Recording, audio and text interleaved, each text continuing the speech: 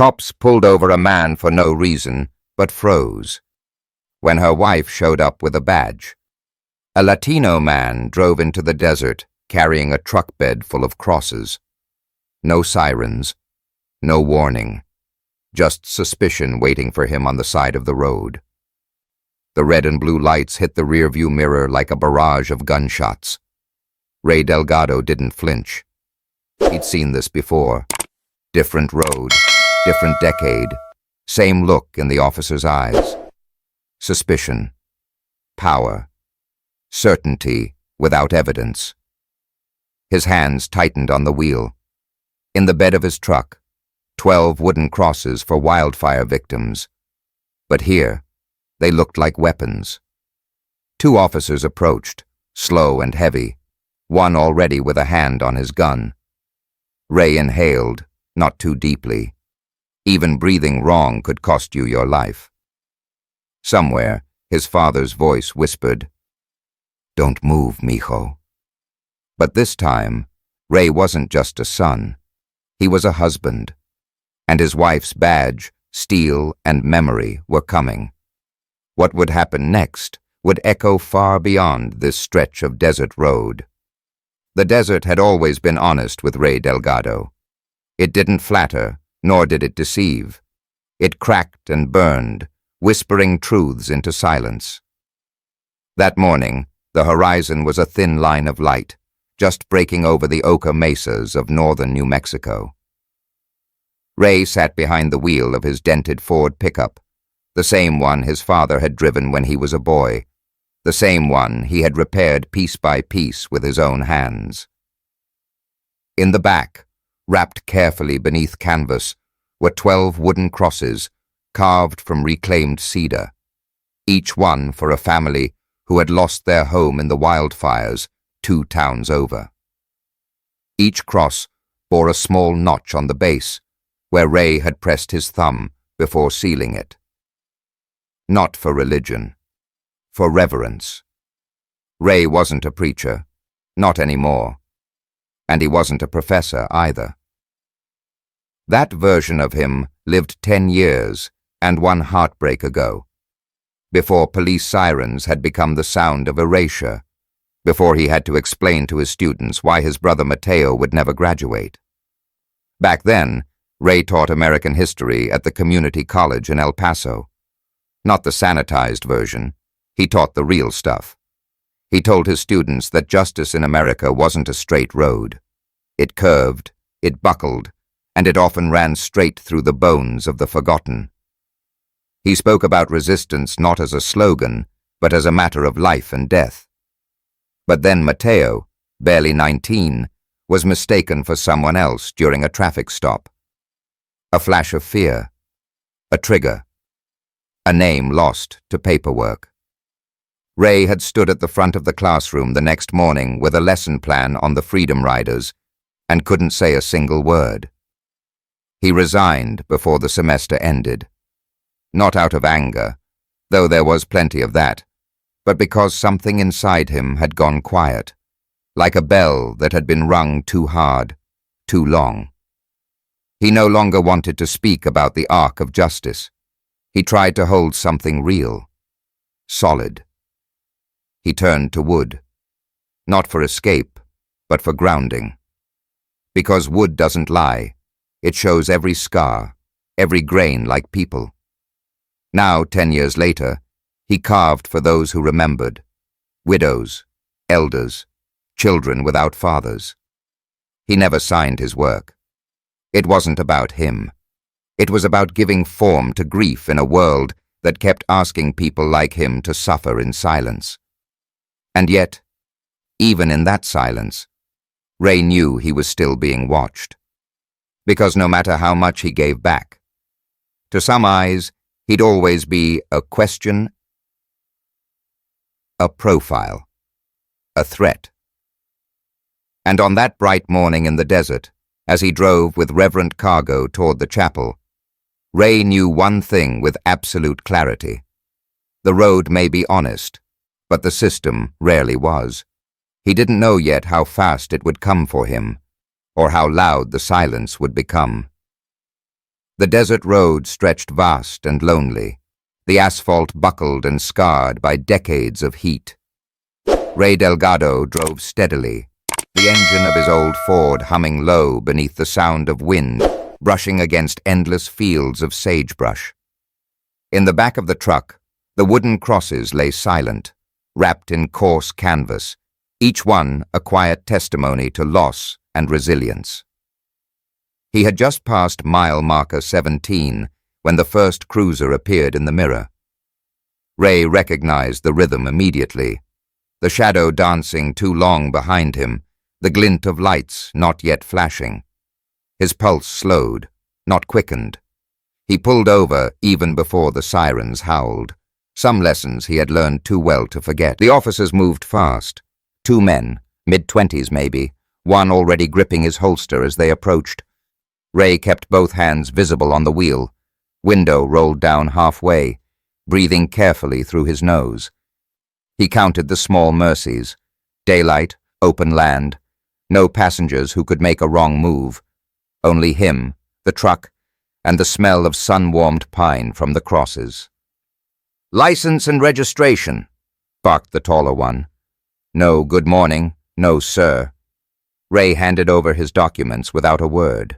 He already knew the drill. "What are you hauling?" the second officer asked, jerking his chin toward the truck bed.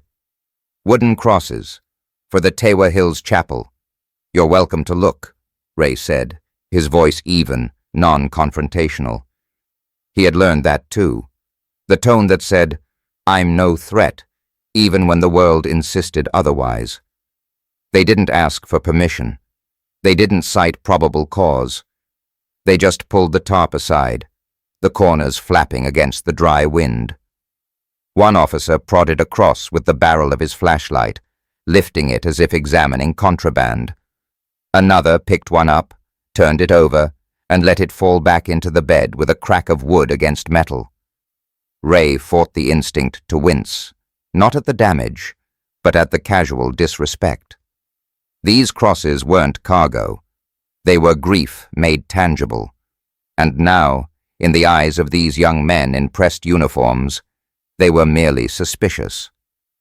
The officers spoke to each other in low voices, phrases Ray could barely hear.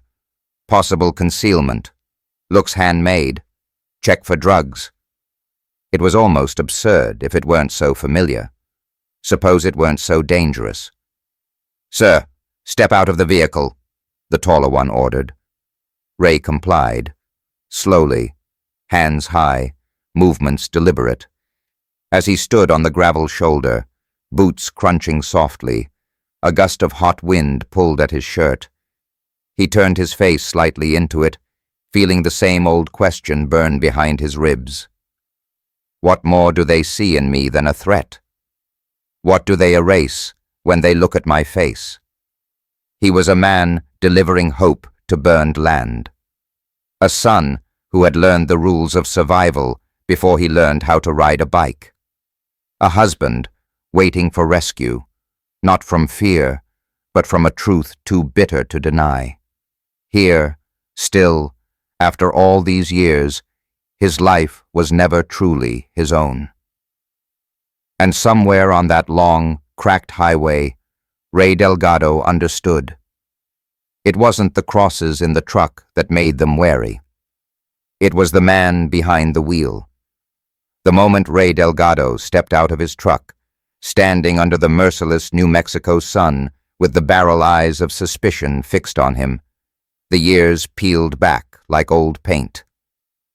He wasn't a man anymore.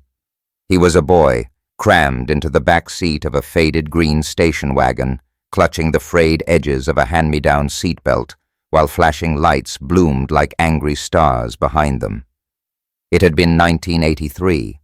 His mother had worked a double shift at the diner, still wearing her checkered apron, her dark hair pinned up but wilting under the Texas heat.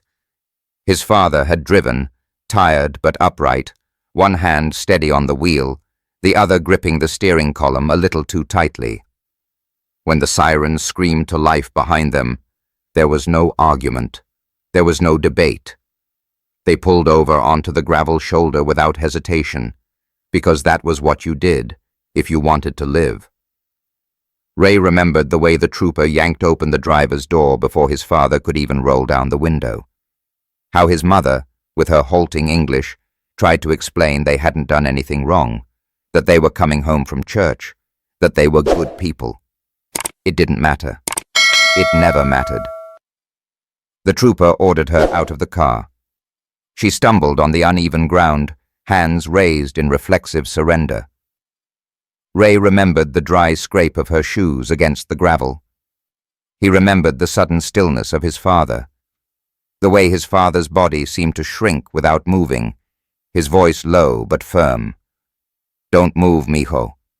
No matter what happens, you stay still." The lesson had been branded into him that day more fiercely than any lecture, more deeply than any scripture. Survival, for men who looked like him, wasn't about right or wrong. It was about obedience, about minimizing harm, about making yourself smaller, about hoping that today the badge across the chest of the man barking orders would mean protection and not power. Now, decades later, that memory rose like a wave, heavy and salt-stung, drowning out the present moment. Ray kept his breathing slow.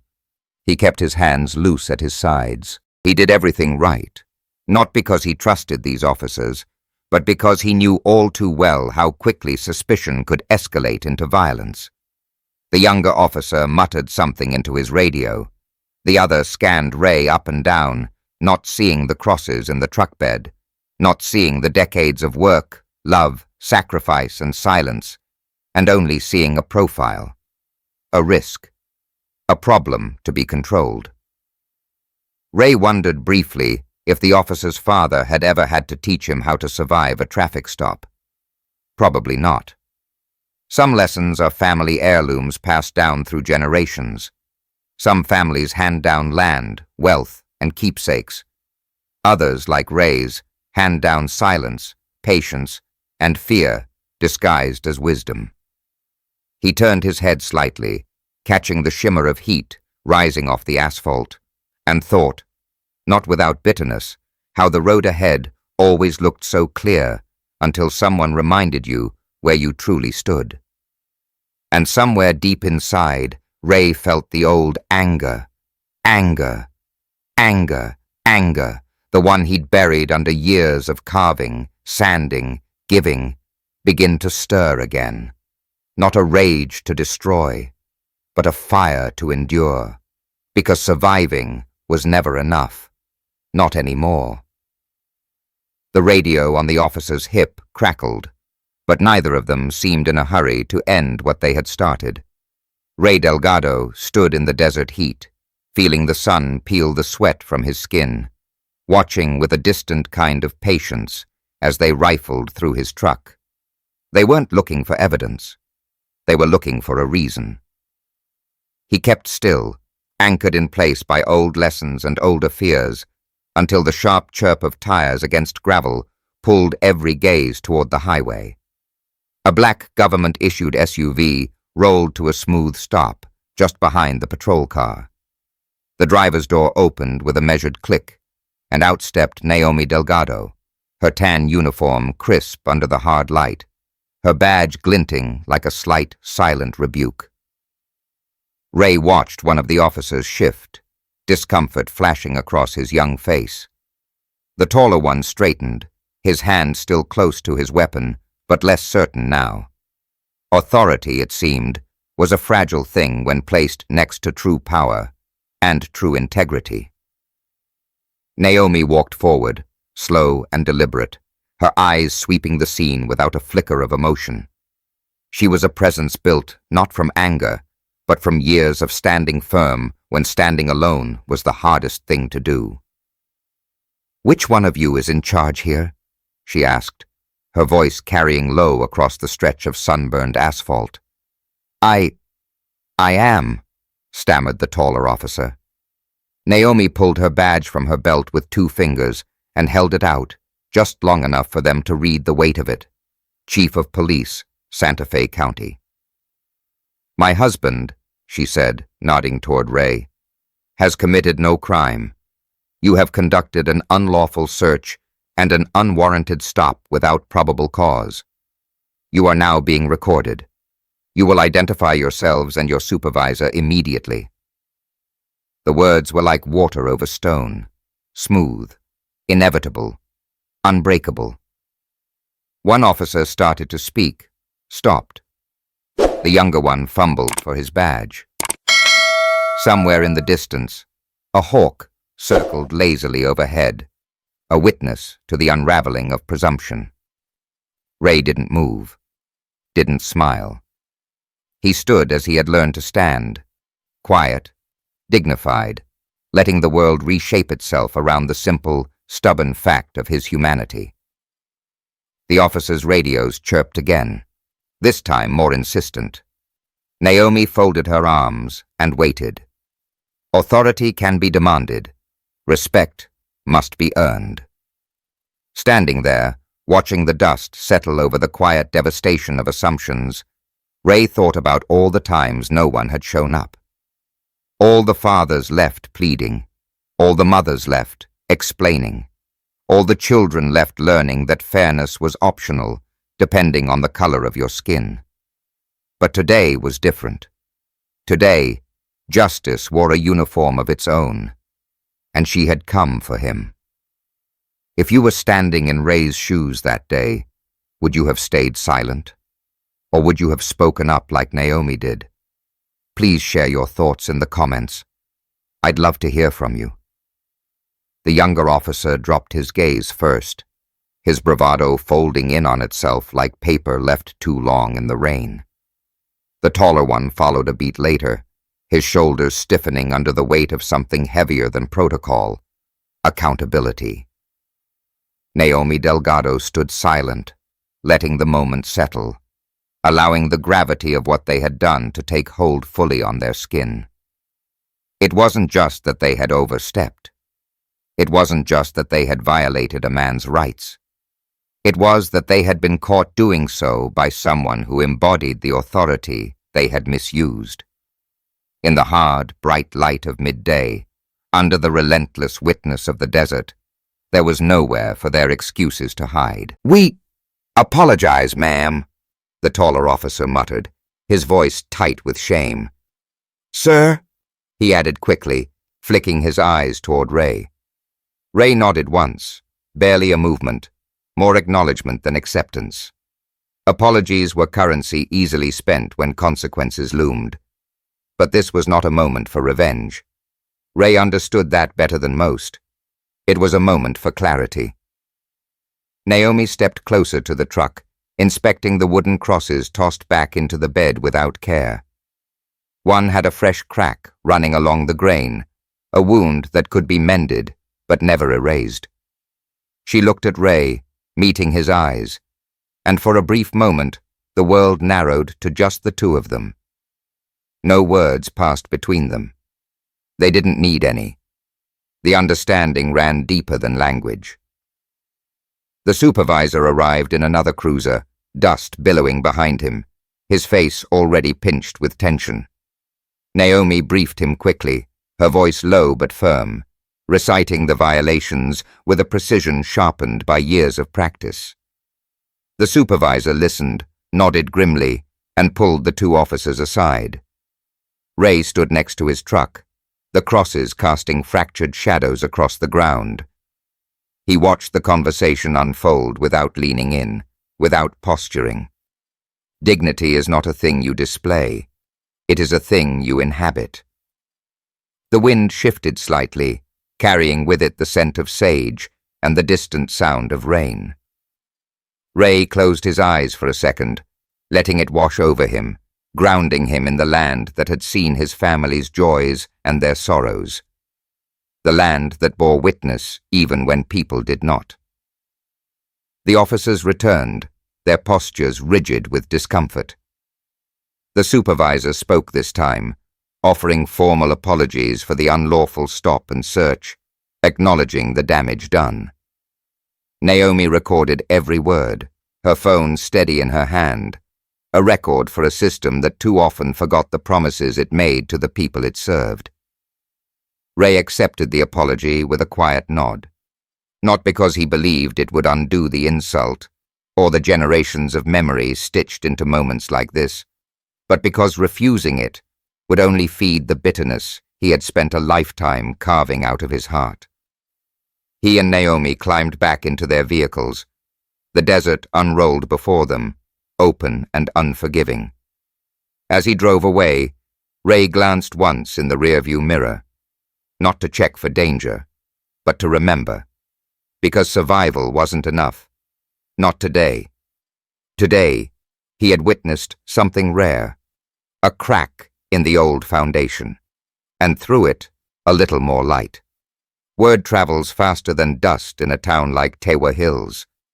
By the time Ray Delgado pulled into his driveway that afternoon, the story had already outrun him, passed from neighbor to neighbor, whispered in hardware stores and coffee shops, repeated over evening tables where tired hands folded into prayer. It wasn't the scandal they talked about. It wasn't the officers or the apology. It was the way Ray had stood there, unbending, quiet as a mountain, while the system that tried to flatten him faltered instead.